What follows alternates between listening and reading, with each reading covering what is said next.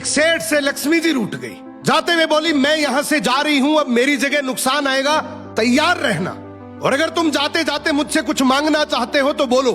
सेठ बहुत समझदार था, बड़ी विनम्रता से बोला, माता नुकसान आ रहा है तो आने दीजिए, बस मुझे आप एक वरदान दीजिए कि मेरे परिवार में हमेशा सुख शांति बनी रहे। लक्ष्मी जी मुस्कुराई, तथास्तु कहा और वहां से चली गई। अब उस सेठ की 4 बहुएं थी। कुछ दिनों बाद सबसे छोटी बहू खिचड़ी बना रही थी। उसने खिचड़ी में नमक डाला और अपने काम में व्यस्त हो गई।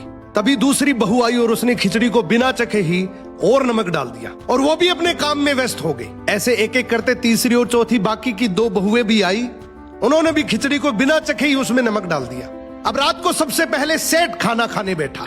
जैसे ही उसने खिचड़ी का 1 चम्मच लिया, उसे महसूस हो गया कि इसमें बहुत ज्यादा नमक है, और सेठ जी तुरंत समझ गए कि नुकसान आ चुका है। किसी से कुछ नहीं कहा, चुपचाप खिचड़ी खाई और चला गया। अब सेठ के बाद खाना खाने की बारी आई सबसे बड़े बेटे की। बेटे ने खिचड़ी का 1 निवाला लिया। उसने परिवार वालों से पूछा, पिताजी ने खाना खा लिया? उन्होंने कुछ कहा?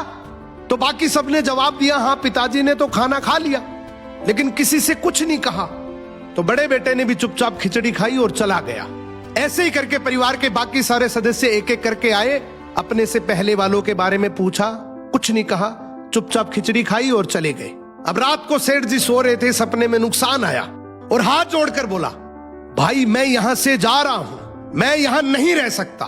तो सेठ जी ने पूछा, क्यों, क्या हो गया?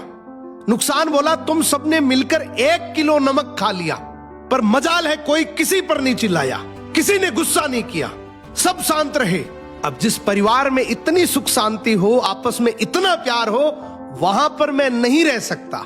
निष्कर्ष कि जिंदगी है तो उतार चढ़ाव, दुख सुख, फायदा नुकसान सब चलता रहेगा, लेकिन जिस परिवार में आपस में लोगों में प्यार है, सुख शांति है, छोटे में आदर, बड़े में बड़प्पन है, उस परिवार का कोई नुकसान, कोई आपदा कुछ नहीं बिगाड़ सकती।